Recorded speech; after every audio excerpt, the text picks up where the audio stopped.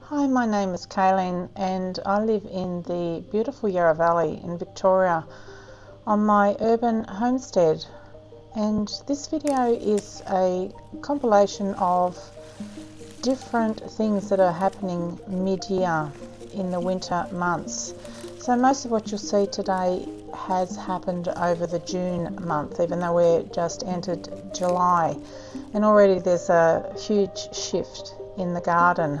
But for June, it is a time of not rest, but to take advantage of the cooler months and prepare beds, check the garden, enjoy the garden, and plant more plants, multiply plants, keep a check on what's going on, if there's any insects coming into the garden, and lots more. So sit back and join me as I just walk you through a little bit of what happened over the month of June.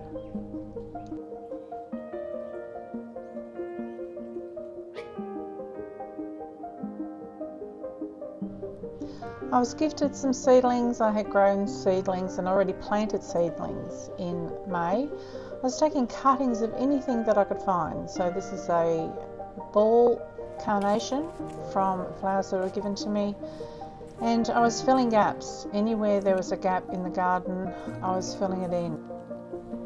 Adding to the native areas, adding to the cottage look, and adding edibles wherever possible, including combining those cottage plants and natives as actual edibles.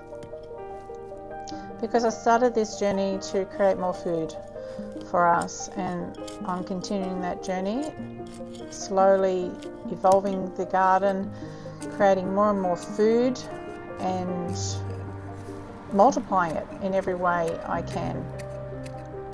So while I'm building an ecosystem to encourage a beautiful wildlife experience and help the environment and the birds and the bugs and everything else, my main objective is to actually feed us. So we can do all of those things in combination just by shaking it up a bit and including different plant life.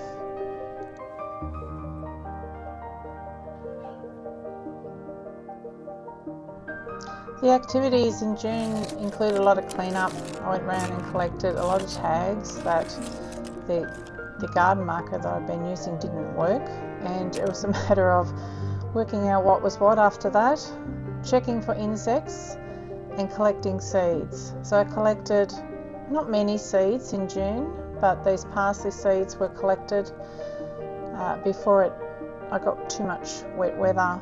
Brought them inside to store them, and I usually put the parsley seeds out pretty quickly because they're good to be sown very fresh.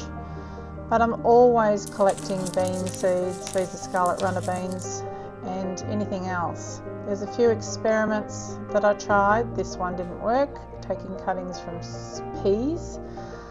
You see these things online and they don't necessarily work. And just cleaning up the garden, this whole area. Spend time with the chickens. I just love spending time with the chickens, talking to them and caring for them.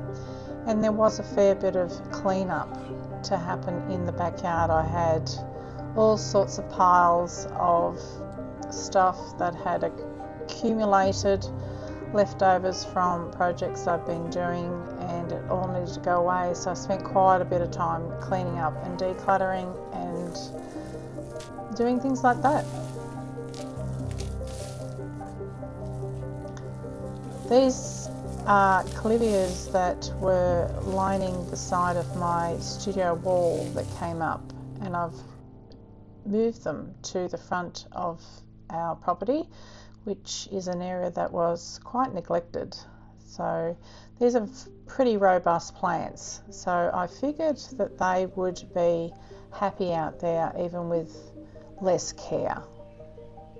The pests that came in were typically the cabbage moth and aphids. Aphids were my biggest pest, but I just went round and give them a bit of a squash. I didn't do a lot to them. I did spray a couple of times with natural soapy water, but mainly just reduce the numbers until the ladybirds arrive. So the bulbs started to grow. I had my asparagus seeds turn into little seedlings, which I was absolutely thrilled to see them develop, and all the baby plants that I put in bit by bit began to grow.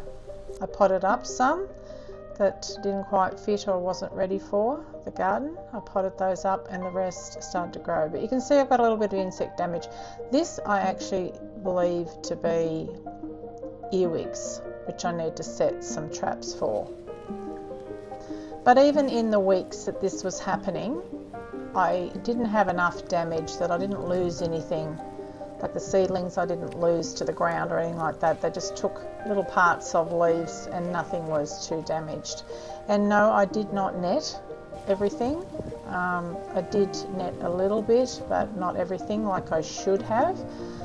Yet it didn't really seem to matter too much. I think the insects in my garden have a nice little ecosystem going now, so I have to watch it, but because of my organic gardening approach over the years that I've been doing this, which is not many, it seems to look after itself to a degree.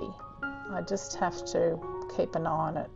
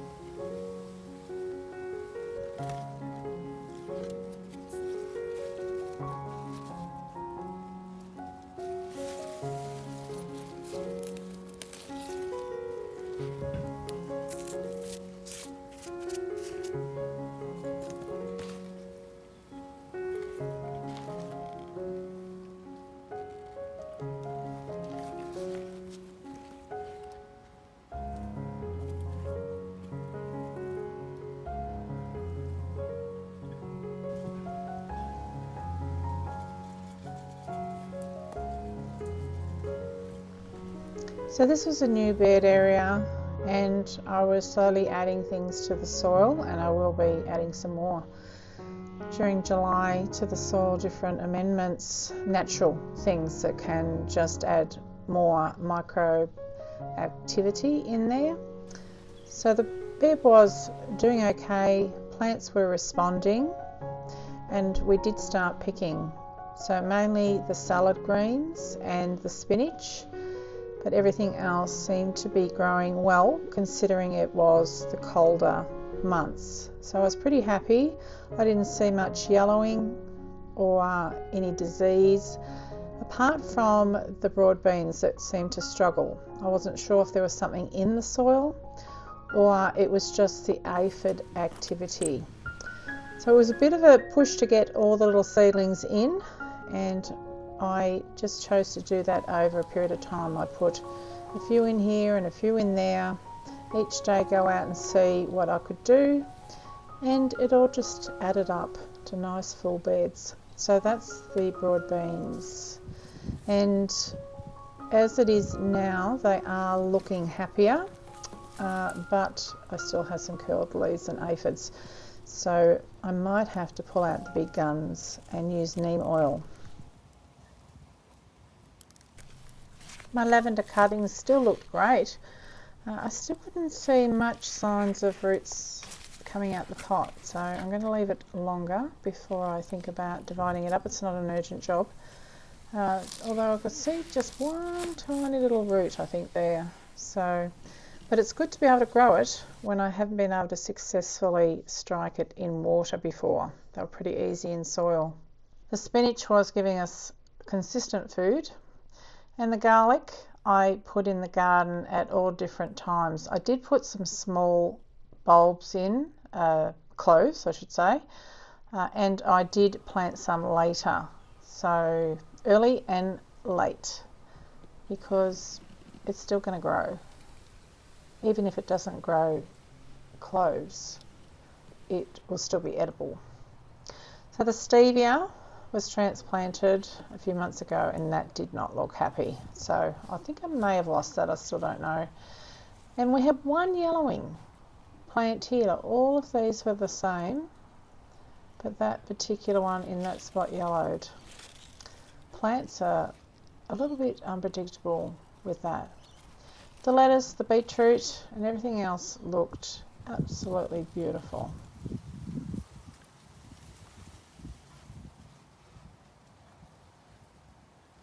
The collard here that I planted is not doing anything at all. It's not getting any sun. It's all shaded here. So I think I might punt it out and pot them up in full sun to get them going.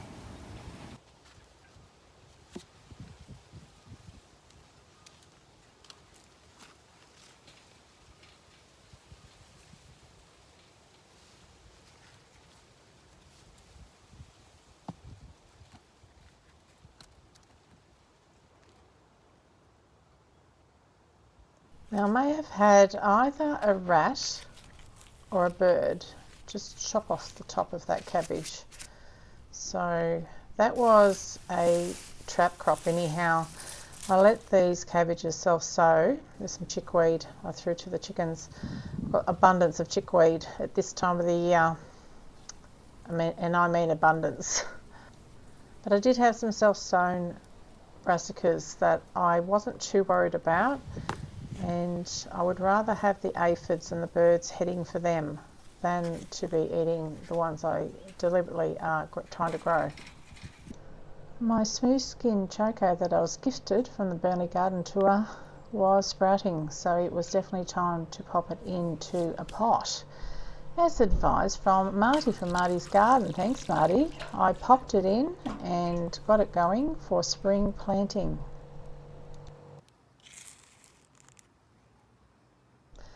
I also ran around and got every little seedling that I could plant into gaps. These are lettuce from my mum, and the spare seedlings to pot up, so they at least had more room until they found another home. So there was lots of other plantings that I did and things that I put into grow bags and started out in the garden, but I'll share that for another time. But for now, that was a fairly decent summary of what happened in June.